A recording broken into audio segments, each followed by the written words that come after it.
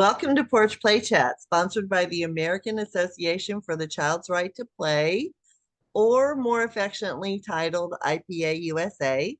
IPA USA is the USA affiliate of the International Play Association, and as part of our efforts to promote play, we've introduced Porch Play Chats.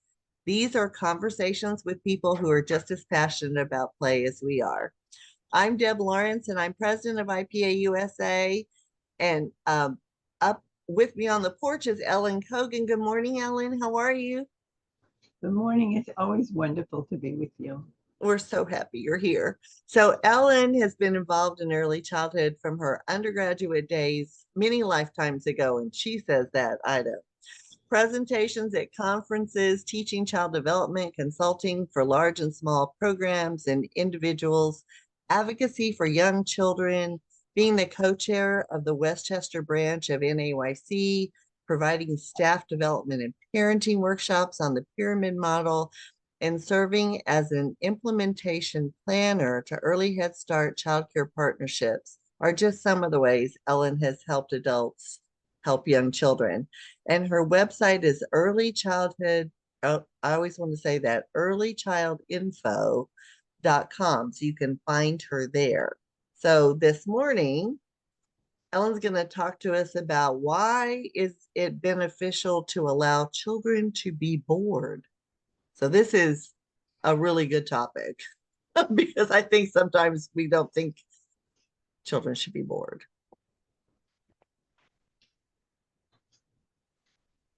I have seen so many adults trying to get children to do X, Y, or Z, or put out provocations to get children to do X, Y, or Z, or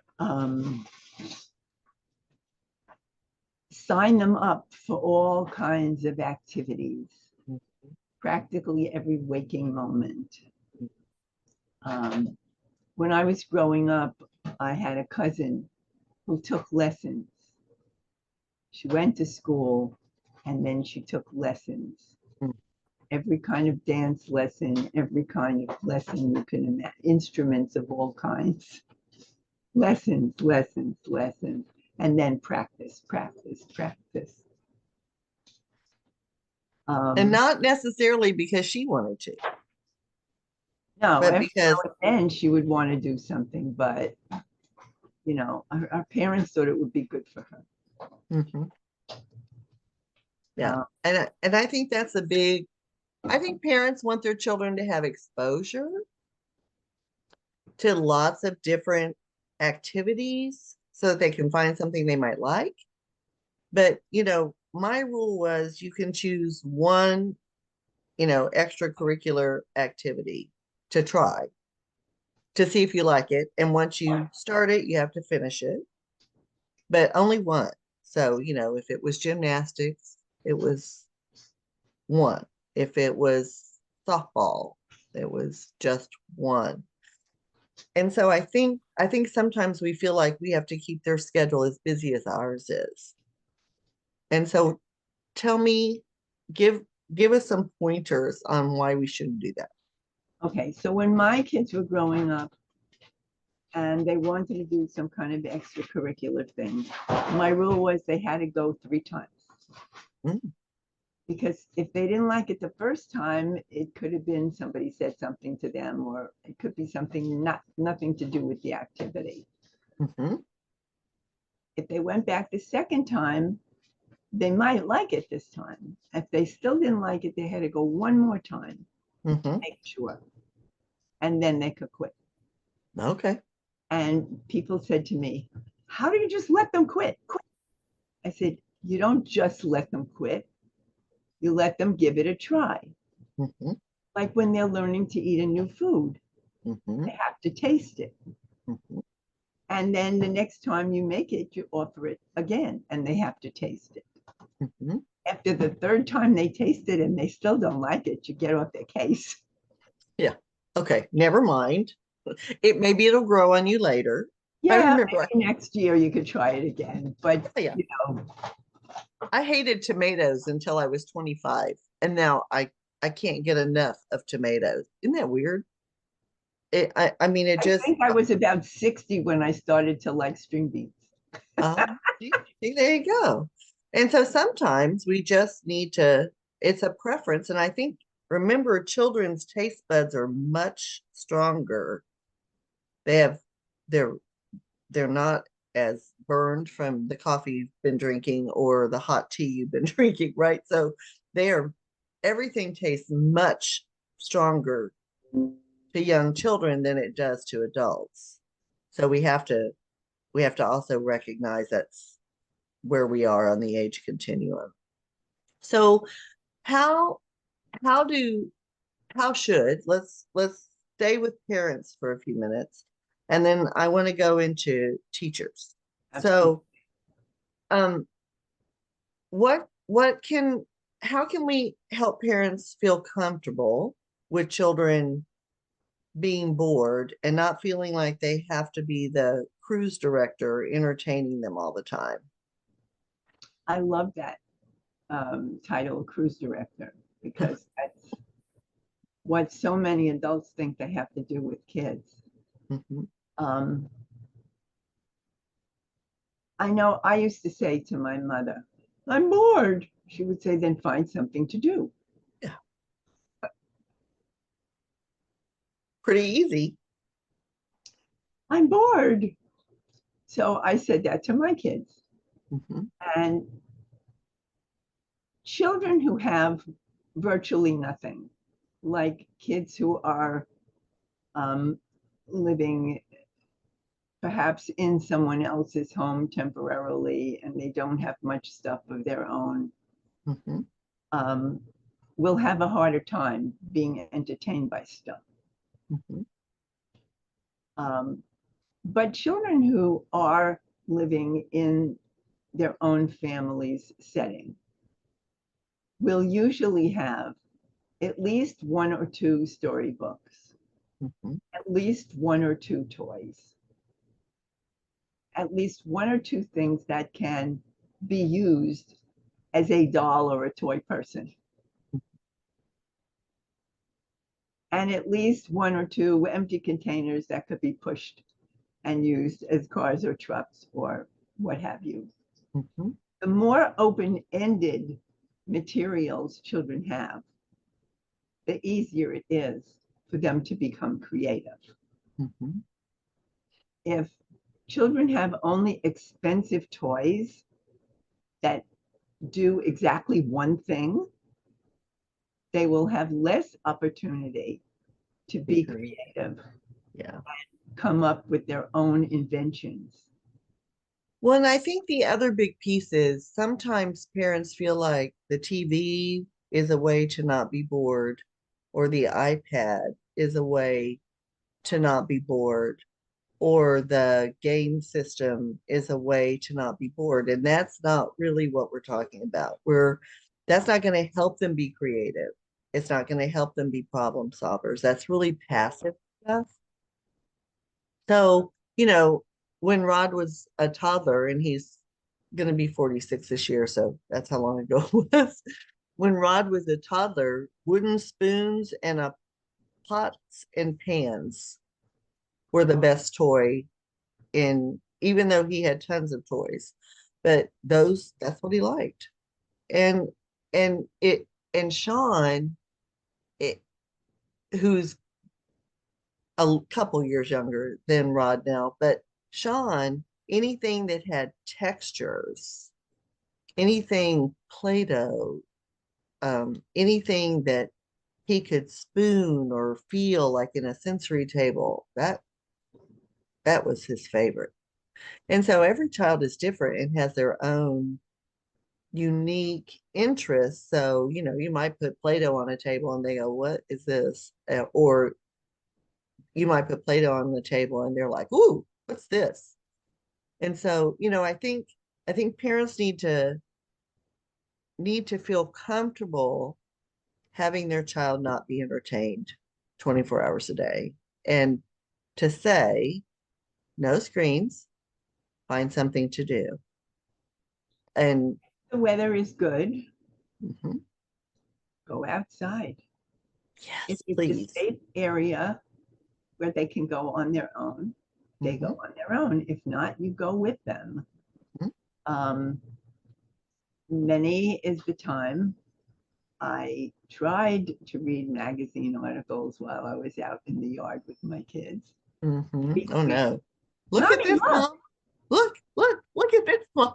They're gonna find things to be interested Mommy, there's in. nothing to do out here. Oh, Yeah, there is. Find something. find something. Yeah. Look around and see what might be interesting. hmm See what you didn't notice yesterday. hmm All If those there little is, prompts help them. if there's anything growing, Oh yeah. even in the most urban environment, there's usually something growing out of a crack. hmm What is growing, and is it any bigger or smaller than the last time you saw it? hmm And I think the other thing parents need to do, and teacher, is you need to model excitement about discoveries. So, look, there's a new bird we haven't seen before. I wonder if it has babies in its nest. I wonder what it likes to eat. I mean, there's nature is abounds with interesting things to discover. So I have to just share. My husband is a um we've been talking about screens, but Chris loves the Reddit sub, whatever they're called. Reddit's uh Yeah, I read it some something. I you don't know anything about it. yeah. I So just it's hysterical though. So we have cats and he loves cats. And so he follows the cat thread on Reddit. So, and he shows me these precious pictures of kittens and dogs and cats playing. And in the last 2 days, he showed me two little clips of a young child, probably four, maybe 4.5, holding her cat in her hand, in her arms. And the cat is so relaxed and like, I feel so safe here. And this is a wonderful place. And she's reading a story to the cat. And so she says like 2 words or 3 words per page. And she can't read, but then she turns the page and she pets the cat and the cat's like this. Oh, the cat is so happy. And I mean, she read to that cat for a good minute and a half or 2 minutes that the clip was on. And then yesterday he showed me another one, and how this child did it, I have no idea, but she was probably 5 or 5.5, maybe 6.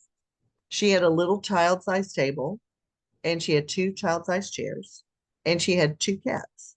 And both cats were sitting on their bottom with their paws up on the little child-sized table. And she had a whiteboard and she was teaching them. It was priceless. And so that shows creativity. That shows a child taking initiative. And aren't those things we want children to have? It also shows that the child has seen that. Exactly. So they are modeling what they have seen happen. And so I think that's a good sort of transition to if we can go to teachers in a classroom who again feel like they have to be the entertainment I'm when that's not what children need. They need that exploration and discovery and a teacher to follow their lead, not expect children to follow the teacher's lead. Well, that's the essence of inquiry learning. Mm-hmm. Um, but really, when the child, we've all seen a beautifully well equipped early childhood classroom, and Mm-hmm. one kid walks around, doesn't figure there's anything to do. And we've all seen teachers going, look how much there is to do, just choose one. Some teachers say, realize that the child may feel overwhelmed and say, would you like to do this or this? And then the child can say, I don't want to do them. Okay, you don't have to. shock. What do you mean you don't have to? You can sit. Where would you like to just sit and look around until you feel like you want to do something? I have virtually never seen that when I walk into a classroom. Mm-hmm. I have seen the child wandering around. I've seen the teacher jump through hoops to try to interest the child in something. I've never seen the teacher say, okay, then you can just sit and look around until you figure out what you want to do. Because sometimes they are overwhelmed. I would have to sometimes take children by the hand who were wandering aimlessly. And I would say, what looks interesting? And we would go to each area and they would say, I don't want to play here. And I'd say, okay, let's go someplace else. What else looks interesting? Until, they may have found a place to play. Sometimes they would say, I just want to be by myself. And I said, okay, let's go find a place to be by I yourself. have to tell you about Kathleen. Mm-hmm. I had this adorable little girl in kindergarten who went from the half-day kindergarten on a bus to some after-school kindergarten. Mm-hmm. Before she went to my afternoon kindergarten class, she had been with a babysitter. Mm-hmm. And then after the other kindergarten, she went to a relative until mom got home. And one day I said, where would you like to play? And she went, put her little hands on her little hips and went, play, play, play, play.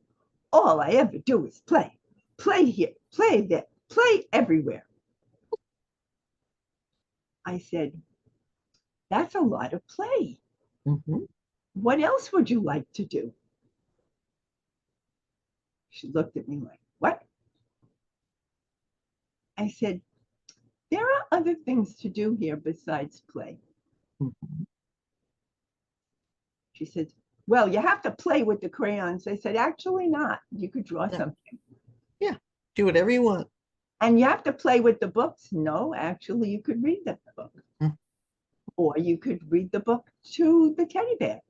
Mm-hmm. Oh, I could? Sure. And there she was happily. Yeah, sometimes they're I so. will never forget that charade.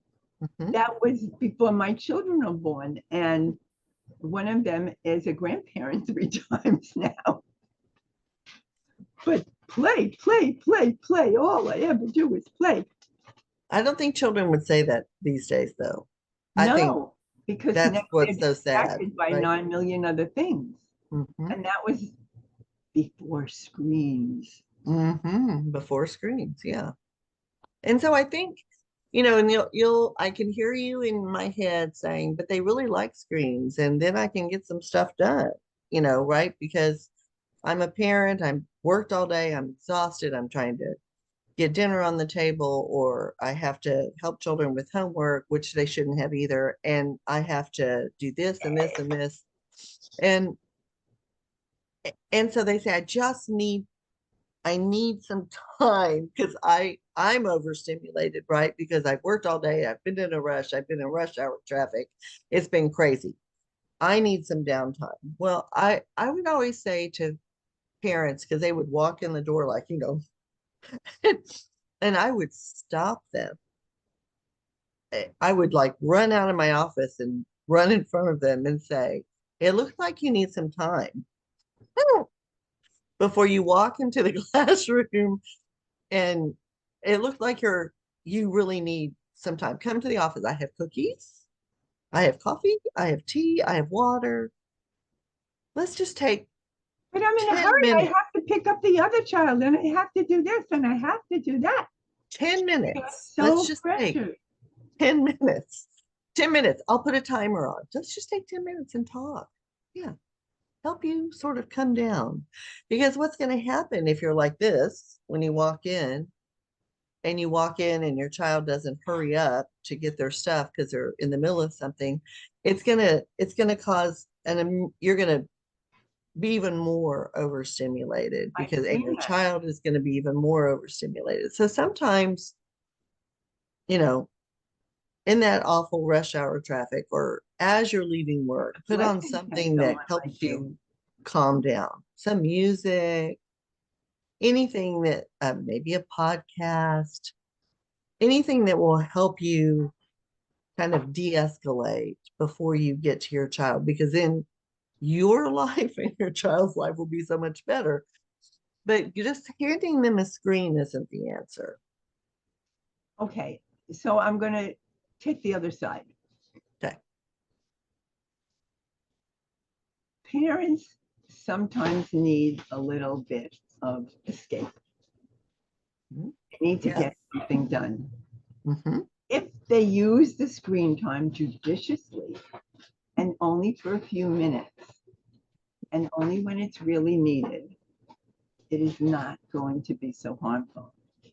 No, but it's Time, not the thing you should go to first. And you could put the Play-Doh on the table or bring out the pots and pans. You time, don't, I mean, it's not like that's your only option. There are other options. You could say, I wonder where your baby is and if your baby's hungry. I wonder. drawer, the bottom drawer in my kitchen cabinet Mm-hmm. was all full of odd containers and stuff. Mm-hmm. And no matter how old they were, from toddling to maybe 6 or 8 when they got tired of it, Mm-hmm. they could always go to that drawer when I was cooking. Mm-hmm. The rule was they couldn't place it in front of my feet when I was near the stove. Right, right. Yeah. Yeah. I had a cupboard like that filled with plastic containers for Yeah, leftovers. safe. They had a ball with those. And then they could bang them against things. They could make noise. When you were talking about the wooden spoon, wooden spoons in there and plastic spoons and measuring cups and all kinds of odd stuff. Yeah. Um, but back to the classroom, Mm-hmm. teachers think that they are judged, and in some cases they are, on how busy the children look. Yeah. And Lisa Murphy, who I missed today, I know. has taught me very early, what do you say when the wolves come? Mm-hmm. And then I would say, she just finished something and she's trying to figure out what to do next. Right. Let's see how she does that. Mm-hmm. And there's almost nothing they could say when you say, let's see how she does that. Mm-hmm. Because then it's not on you to make her do something. To make them everybody look busy, right? It's on the child to figure out what they want to do. Mm-hmm. So if they do say they're bored, let's say they're in the classroom and they're bored. Mm-hmm.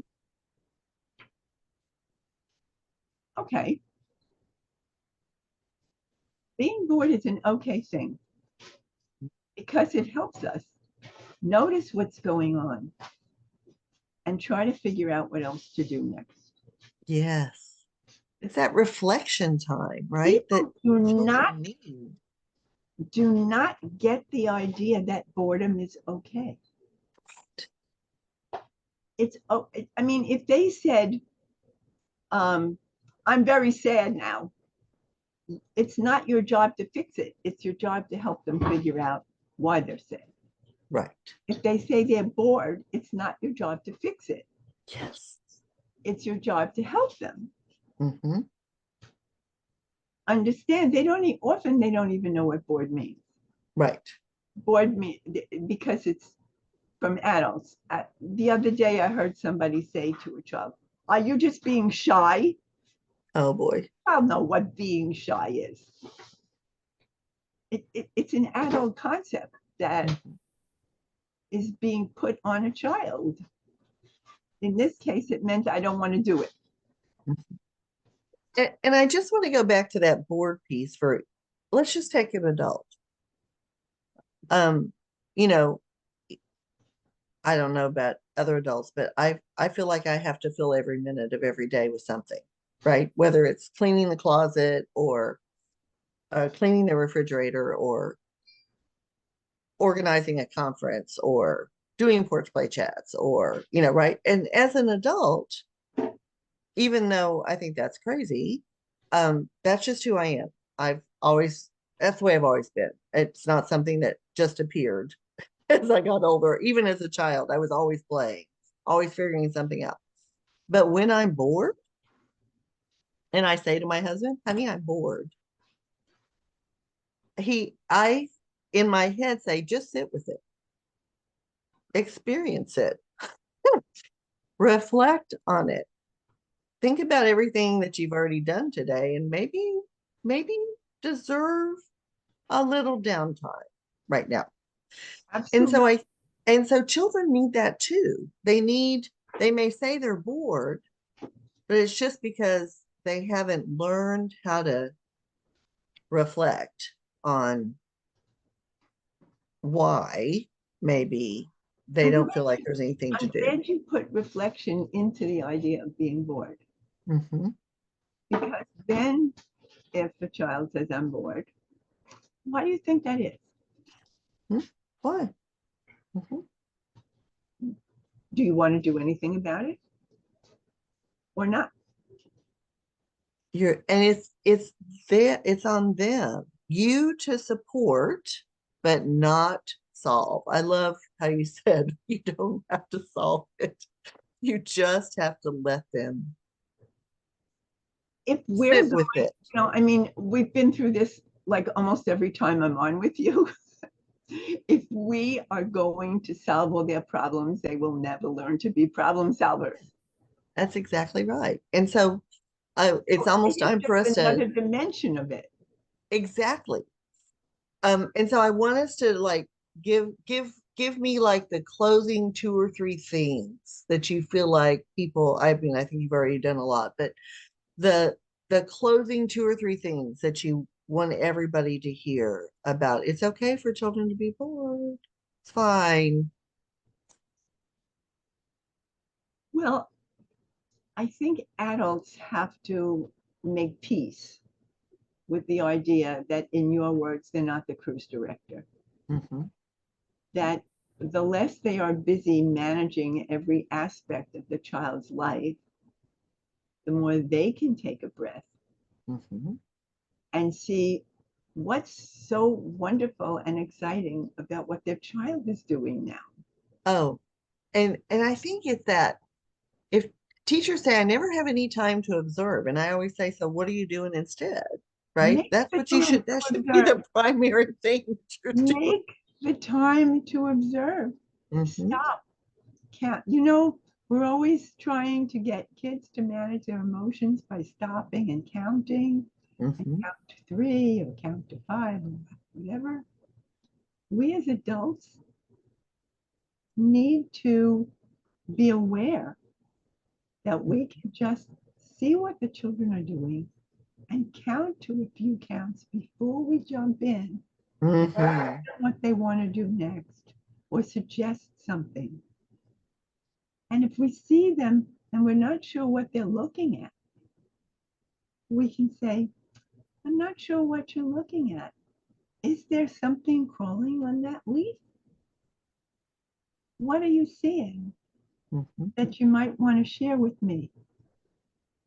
So they can get the idea that if they're just watching something crawling on a leaf, it's okay. It's okay. And it's Yeah. interesting to my grown up that I'm doing it. And then they'll be interested in discovering other things that might be crawling other places. And can I watch with you for a while? Mm-hmm. That's that relationship, right? That the child sees We're that always going back to the same always, thing. always The going back to relationship, the not respect, directing, but the focusing on what that child is interested respect, in, building that relationship. respect for the child's ability to make decisions, Mm-hmm. to see what they're interested in. Mm-hmm. And I have to throw one tiny thing in. Okay. It's the other day I heard somebody said, what's your favorite thing to do? And the child, why do they have to choose? Why can't it be, what's one thing you like to do? Mm-hmm. Mm-hmm. So if a child is bored, they can be encouraged to think, okay, what are two things that you sometimes do that you like to do? Mhm. Yeah. Ask them the questions. Don't give them the answer. That's your key learning from this whole thing. And wait before you answer the questions. Wait, Maybe they're in the middle of looking around the classroom saying, oh, maybe I want to think about where I want to play next. And you're just coming over saying, so what do you want to do next? Instead of give them that reflection time. Oh my goodness, Ellen, this has been wonderful. All right, so let me close this out because I forgot to do one big thing in the opening. So, porch play chats are just one of the ways that IPA USA advocates for the child's right to play. So, if you are interested in listening to more porch play chats, go to our website at ipausa.org. Up in the top right hand corner, follow us, friend us, or subscribe to our YouTube, Facebook, Instagram, and Spotify, which you can join for free. And all the Porch Play Chats are there and free to you. Every Monday, if you subscribe to YouTube, magically, every Monday morning, a new Porch Play Chat will appear in your feed. And if you're a friend on Facebook, the same thing happens. So thanks so much for listening. And Ellen and I wish you all to keep on playing. have a wonderful summer and Yes, enjoy being bored every now and then. please.